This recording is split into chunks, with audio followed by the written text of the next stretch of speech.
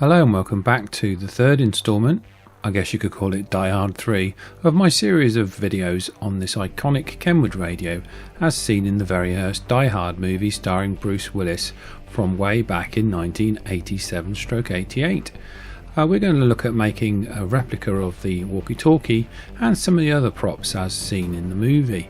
Now, I did manage to get hold of the TH21-BT, as you see there, from a guy from the props forum, and we took that out in the last videos to test that, and it worked incredibly well. So if you haven't seen those videos, go and have a look. Now, as Die Hard is a Christmas movie, back in December of last year I thought it'd be fun to try and remake this incredibly hard to get radio. And here you can see the original prop as used in the movie, or one of the original radios anyway. So I took this image from there and brought it into Design Spark, which is the program that I use to create all of my 3D designs. Now, if you've not done any 3D design work, this program is actually free to download and use, unlike many other programs. So I hope you find this useful, what I'm doing here.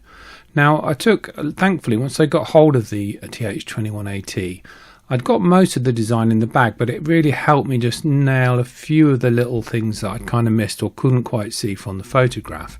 But most of this model was actually made simply from importing the photos. So it's not meant to be an identical model of the radio. That would be almost impossible to achieve without spending an incredible amount of time. But I think you'll be quite impressed with just how close I got with this.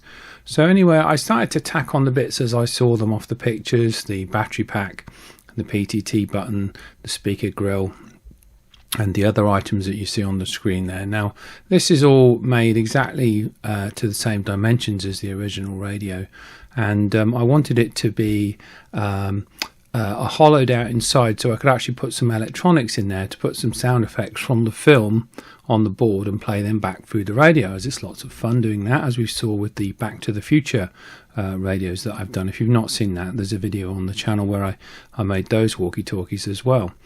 Now, the hardest thing about this reconstruction was, obviously I haven't got a vinyl printer or a cutter, so the labels, they're pretty good, but making the labels for the front was one of the trickiest things out of the whole thing, really. And I haven't got a resin printer, I've only got a normal 3D printer.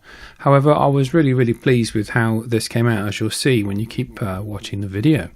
So I went through making all these parts in sections, so like I could print the orange buttons there out of orange filament, and I could also remove them and fit a real dip switch if I managed to get hold of them, little things like that. So it was made in a modular way, so I could add and remove parts easy, and also if parts broke or fell off, got damaged, etc., you didn't have to reprint the whole thing. So anyway, after quite a bit of time in CAD, I had a break over Christmas and then came back to it in sort of early February. And then once I got the TH21-BT from Paul, I then set about making some of the extra bits, like the labels to go on the underside using Adobe, and the labels on the top of the radio are going to be a bit of an issue, but I probably will add them when I get a vinyl cutter. So as you can see, very small lettering. So I needed to populate the top of this. I thought it would be fun to attempt to do the volume knob with its tiny little splines, and that came out okay, but I think the splines were a little bit big on the first print, so I changed them a little bit later on. Now, it wouldn't be beyond the realms of possibility to make all of these components functioning and actually run this as an actual radio, so that's something which I might do. But I found with the Back to the Future radio that it was actually a lot more fun when the thing just played back clips from the film. So and I've got essentially the radio anyway, and I've got plenty of other radios to choose from if I want to play with radios. But I decided to make this fit an LED, so you get a little bit of realism there with the sound as well. Although on the original radio that is only a transmit LED. And I changed the volume knob because the original volume knob does have text on it, and that's about as small as I could get the text without it not coming out at all, because obviously I'm using a normal printer, not a resin printer. And I wanted to also make the ID as well. In the original film, he quickly flashes this wallet with his badge in, so I had a little play with that, and I noticed that the numbers on the badge was 881, which is his badge number. So I thought, well, if these are going to be fixed, I shall make those wheels 881. So looking at the old splines, I made another set of splines, which I wasn't quite sure whether they would actually print, but I made them a lot smaller and thinner, and luckily enough a bit later on I was quite pleased to see they did actually print just fine. And finally, one item that's also very hard to get hold of is the UHF antenna. This is a VHF radio with a UHF antenna fitted.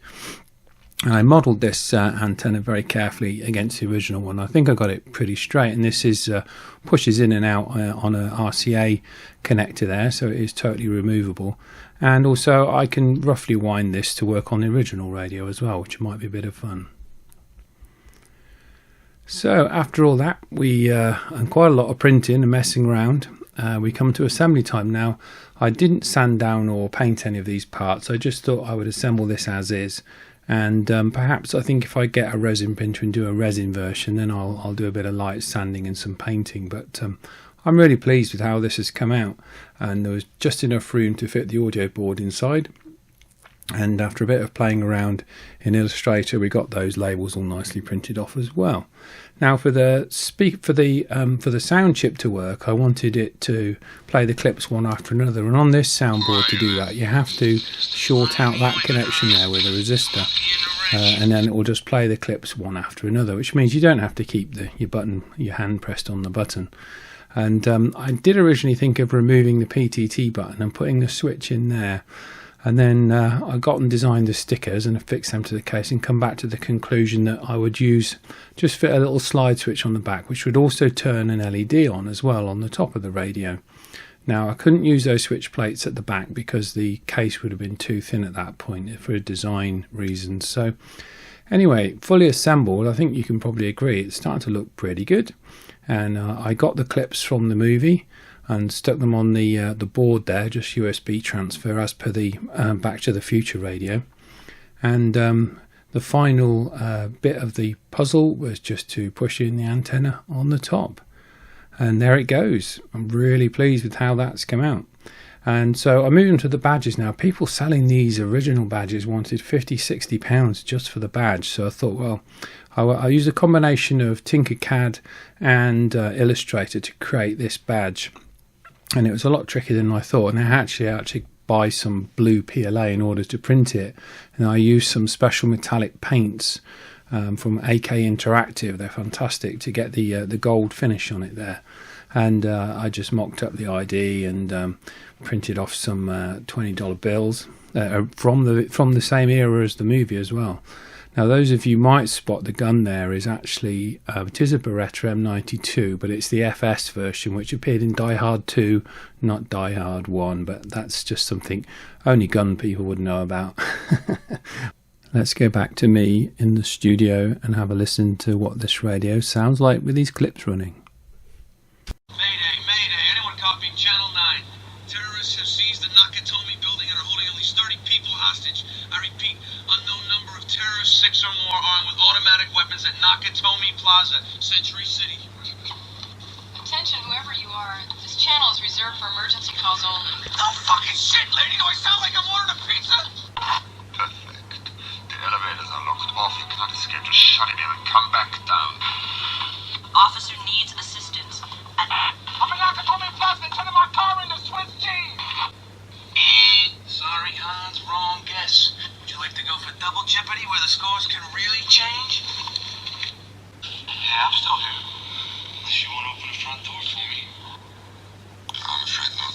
You have me at a loss. You know my name, but were you just another American who saw too many movies as a child? Another orphan of a bankrupt culture that is John Wayne? Do you really think you have a chance against us, Mr. Cowboy? Yippee-ki-yay, motherfucker. Right, I hope you enjoyed that. I certainly really enjoyed making this radio. It's one of my all-time favourite radios next to the Pi PF8. And I really enjoyed making the ID card as well. Not something I'd done since I was about 12 or 13 years old, trying to fake membership into my local video shop or something, and also had a bit of fun with the gun too. So I hope you've enjoyed this, and I am going to move on to the Pi PF8.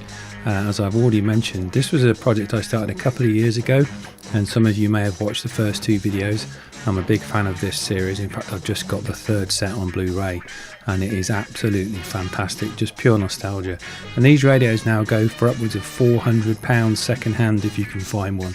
That's really how much they fetch now. So I've actually started printing it and it's looking absolutely marvellous, so keep an eye on the channel, and it won't be much longer before we drop into that, so to speak.